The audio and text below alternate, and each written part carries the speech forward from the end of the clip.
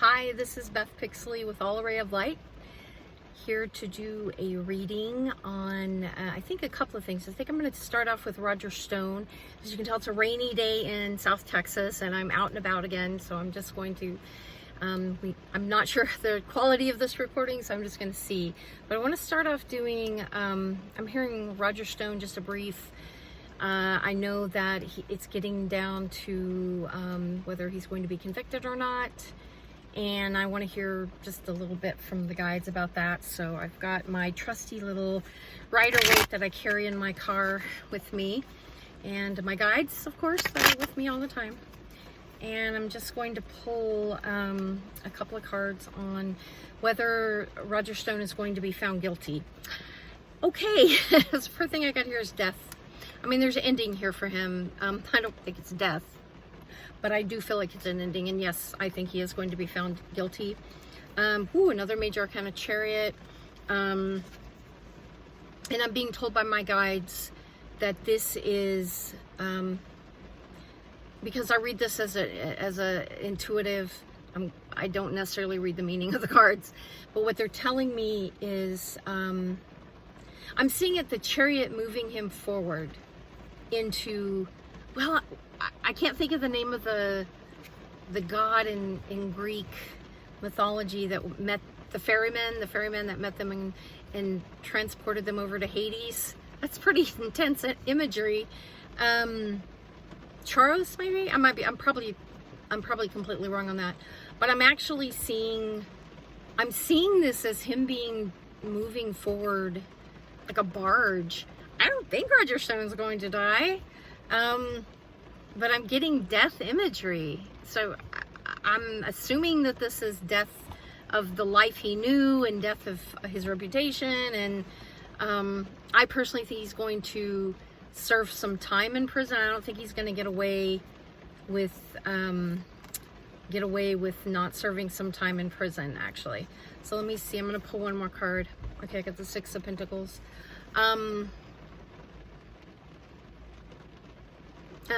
So what I'm hearing is the judge is not going to be feeling very charitable.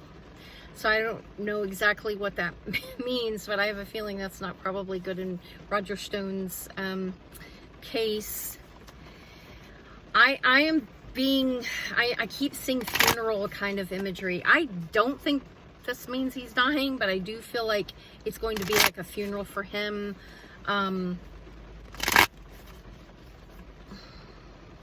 Yeah, I'm getting death imagery and ending imagery, and my guides are showing like a funeral barge. Well, hopefully I'm not picking up on his death. I definitely feel like I'm picking up on the death of his life as it was, and the death of his reputation and all of that. So now the second part that I want to do, I just want to do a little check-in on where we're kind of standing so far after the first day of the impeachment hearings. So this is just, I'm going to pull a couple of cards on where we are on the first day after the impeachment hearings. Anything the guides want me to know. Let me see.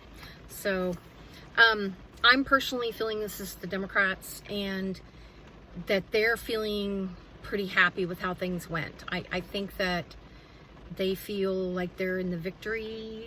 They're in victory right now, that it went well for them. Yeah, I mean, a lot of secrets came out, you know, I mean, some of it's not even secrets at this point, but a lot of information, and there's more secrets to come is what I'm being told. There's more. I think there's going to be some outright secrets that come out over the next couple of days. And as we proceed with this, and I think this is the Republicans. They're wounded. They're wounded right now. They feel battered. They feel wounded. They're certainly not giving up. And there's too much, I feel like, money at stake, money and power at stake for them to give up. And they're going to keep doing what they're doing, which I think is not really addressing what is being said as much as they're going to go conspiracy theory. I'm still getting that image that I was shown earlier, I think end of last week, or over the weekend. I can't remember the last time I did this, where things are going to get thrown up against the wall to see if it'll stick. Diversion, yeah. And this, I know this card came out in that reading I did. And I am feeling like this is everybody involved in this. The Democrats having to stand their ground, the Republicans having to stand their ground, the witnesses having to stand their ground, Trump's administration and Trump having to stand their ground. Everybody's standing their ground. Everybody's everything in this picture. Everybody's the one that's the defensive one, and everybody's the one that's attacking. And we're going to get a lot more of that. There's a lot more to come. And I'm wondering, there's telling me something about Mitch Mulvaney, and now I'm wondering, whoa, okay. So he's really feeling on the outside right now. I mean, I feel Mitch Mulvaney, I know he didn't want to testify and refused to testify, and he was trying to get in on that lawsuit about testifying, and they were like, no, we don't want you on that lawsuit. But I'm feeling him feeling very much on the outside, and I get scapegoat on him big time. So I'm wondering if he's not getting ready to get scapegoated even more than we've seen. And I wouldn't put it past Trump to just fire him, even though people are telling him that wouldn't be a good idea to do. And I'm also they're all longing for the good old days right now. I think this is Trump personally. He's wishing for what it was before he was president. And I'm also feeling it's like he's wishing where it was like at the beginning as he came into power, and how wonderful that felt to him to suddenly have all that power. And I can't even imagine what that's like to step into that role and suddenly have all that power. But I get a real sense of wishing for the past, longing for the past. I kind of want to ask about Mick Mulvaney a little bit more now. I'm going to just shuffle these cards a little bit and see what my guides are telling me as we're sitting here in the nice rain, and it's kind of like being in a submarine or something. I don't know. Okay, Mick Mulvaney.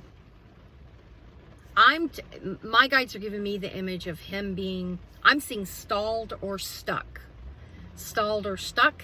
And I'm also wondering if he isn't like dead in the water. Like I'm getting dead in the water. It's just biding. I feel like he's just biding his time before he's out of there. I think yeah. The emperor's got him dead in the water. Trump's got him dead in the water. Right now I feel Trump kind of semi-listening about not firing him, but I feel like Mick Mulvaney's on his way out. I do. I feel like Mick Mulvaney's on his way out. And it remains to be seen as what he would do once that happened. Would he suddenly turn on Trump?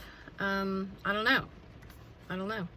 So anyway, I don't know. This is kind of a little bit of a scattered reading, and I don't feel real balanced with all this water going on around me. But anyway, blessings.